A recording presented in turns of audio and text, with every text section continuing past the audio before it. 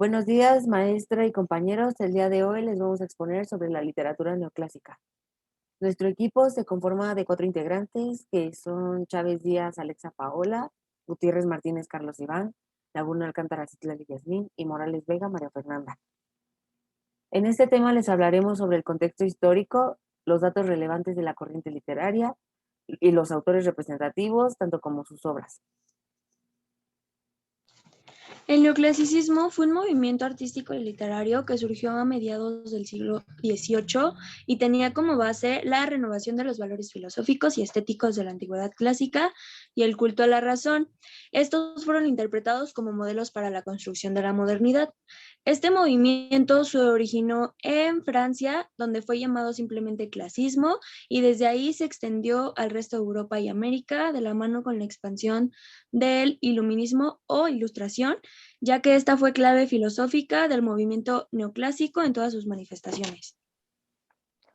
A continuación, yo les hablaré sobre los personajes relevantes, pero no literarios de la época.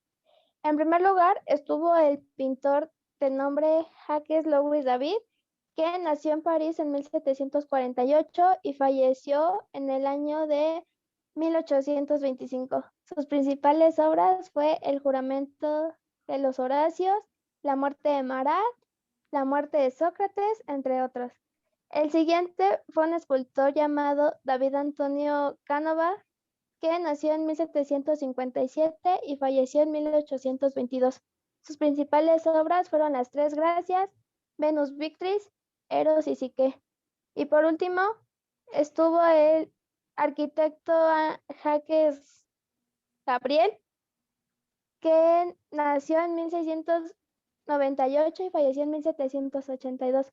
Sus principales obras fue La Plaza de la Concordia, El pequeño Trianón de Versalles y el Teatro de la Ópera de la Real de Versalles. En esta época hubieron 3 hechos relevantes. El primero fue la aparición de la Ilustración o el Iluminismo, que fue un movimiento filosófico que defendía la razón, el conocimiento, la secularización como propósito y medio para derrogar el dogmatismo y fomentar el progreso. Este movimiento insertó la Enciclopedia de Diderot y de Alembert, publicada por primera vez en 1751 y 1772. El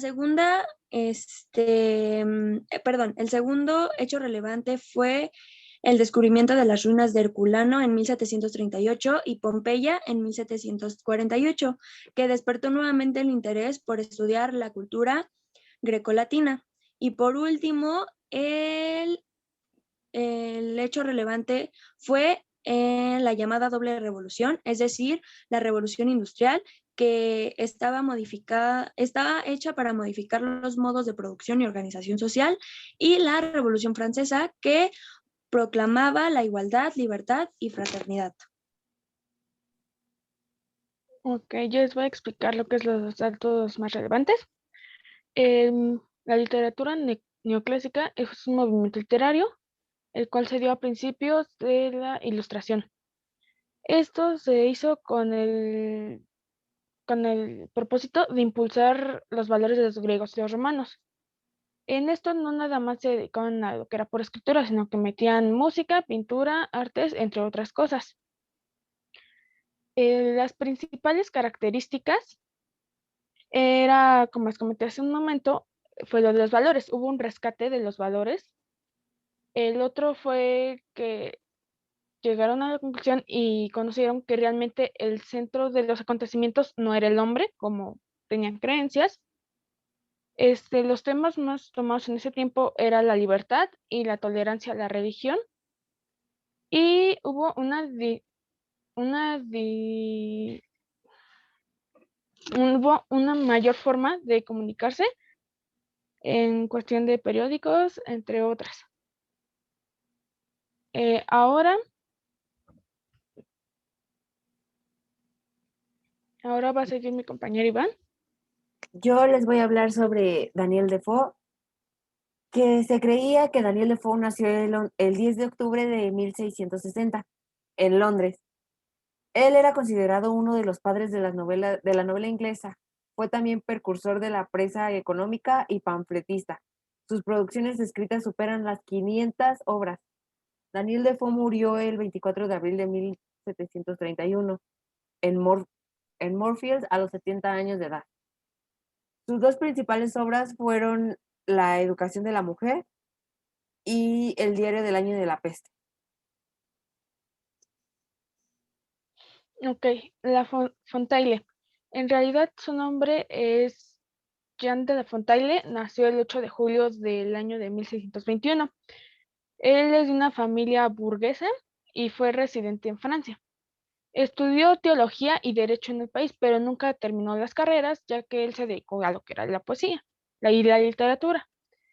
En ese año, en 1683, ingresó a la Academia de Francia, en donde promulgó su famoso discurso Oración en verso.